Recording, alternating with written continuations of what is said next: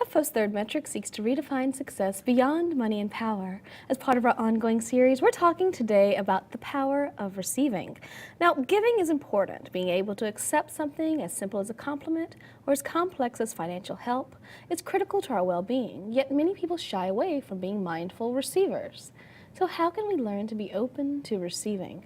Joining us to discuss this, we have Amanda Owen. She's the author of The Power of Receiving, a revolutionary approach to giving yourself the life you want and deserve. Hi, Amanda.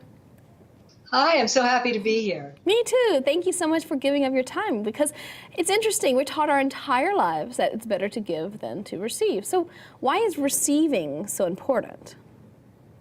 Receiving is important really simply to get balance. We're taught how to give, as we should be, but not how to receive. And so consequently, it's very easy to be thrown off balance just because of giving and giving and giving, all that energy going out and not enough coming back in. So what's the definition of Oh, go ahead. Sorry, Amanda. I was going to say, so the power of receiving really is about allowing energy to come in as well as go out, so that you are energized and replenished and renewed instead of drained, which is what happens when we overgive. Well, here's the thing. People frequently we know what to give means. To give is pretty easy, but a lot of people don't even know what it means to receive. What is your definition of receiving? Well, actually, the dictionary definition of receiving is to accept willingly. And it just means that we are willing to allow energy to come in, whether it's something as you mentioned, as beautiful as a compliment, if it's a gift, or just even taking in through our eyes just the beauty that is in the world. All of that is about receptivity. So I posted this on my Facebook page, and I was shocked by how candid many people were about this issue. It's something that actually I came up with this because my husband and I always talk about how we love to give. It's so hard to receive, and now that we have a child, we are much more open to receiving because we're just exhausted and we've given up on life. But there's so many blocks when it comes to being a good receiver. We have some people that I'd like to read some of their comments. We have Joan. I've always had a hard time receiving gifts. I'm not the type of person who can easily ask for help. The issue has its roots in my childhood to absent parents, so I learned to do everything myself. And she talks about, that was basically it. It wasn't until her mother-in-law said, you know what, you're cutting us off by not letting us give to you, that she realized things had to change. Yes, and this is, I think, so common in the couple of decades that I spent researching receptivity and receiving and talking to people. One thing is clear, that in our culture, we are taught to give, but at the expense of ourselves. There's we put a halo around the giver. We even have a saying, it is better to give than receive. But we literally don't know how to receive. We're very practiced givers. So learning how to receive actually takes practice. It can feel vulnerable.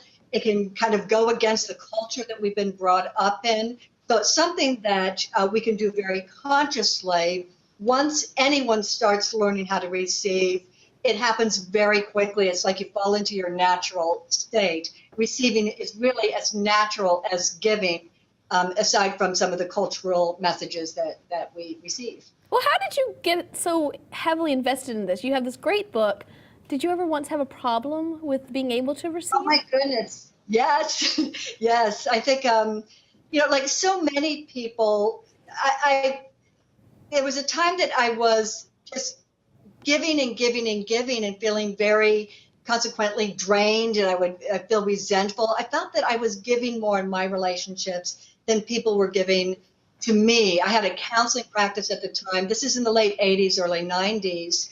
And my clients also really started expressing their frustration, and they were saying, when is it going to be my turn? I give so much and I'm tapped out and I'm exhausted. And I started thinking, why do we never talk about the receiver, even though there's a recipient for every act of giving, a receiver for every giver, 50-50? Why do we never actually talk about the receiver? And that's what started me researching, what is receiving? How do you do it? How can I help my clients receive? And how can I help myself receive also? So that journey started a long time ago. I love it. And it's something that people don't really think about it until it's brought up. It's something that, wait, what?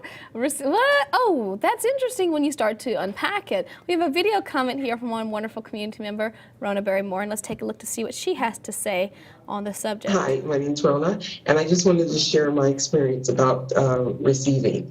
For years, I had a very difficult time with accepting help, forgiveness, and just a simple compliment.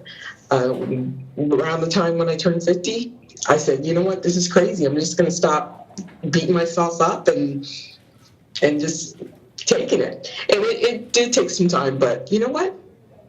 As Martha says, it's a good thing. It's a good Yes, thing. and I'm sure you feel better. I mean, I think everybody, once they really kind of open up to letting people give to them, letting life give to them, they recognize very quickly that they feel happier, they feel more energized. It's not something we're taught, but once we kind of learn about it and do it, I love your example, especially with age. Sometimes we're a little more willing to receive. And I think that in one of the great things about your book is you lay it out in different steps. And as you mentioned in your own experience with realizing you were having a difficult time being a receiver, many individuals, especially parents, have a tendency to put ourselves last, not realizing the correlation to that being an unwillingness to receive. Yes. I think that's so common. I think that's common with parents. I think especially women have a hard time receiving, and obviously kind of we're passing on to our children a message that it is, relationships are unequal, that there's not reciprocity. You're either the giver, or in our culture actually we think of as the taker, and we think of receiving often as taking. But when mothers, especially as you're saying as a new mother, when you allow people to help you, when you delegate, you allow people to be there, it gives you more energy. And obviously that's going to help your parenting, and that's going to help your child also. Well, it's fantastic. I want to take a look at your book right here on my screen, The Power of Receiving, a Revolutionary Approach to Giving Yourself the Life You Want and Deserve. Thank you so much for joining us, Amanda. This is as third metric as it gets. Thank you so much. And thank you for watching. Please stay tuned because, as you know, more Third Metric coming up next, because the conversation always continues here at HuffPost Live.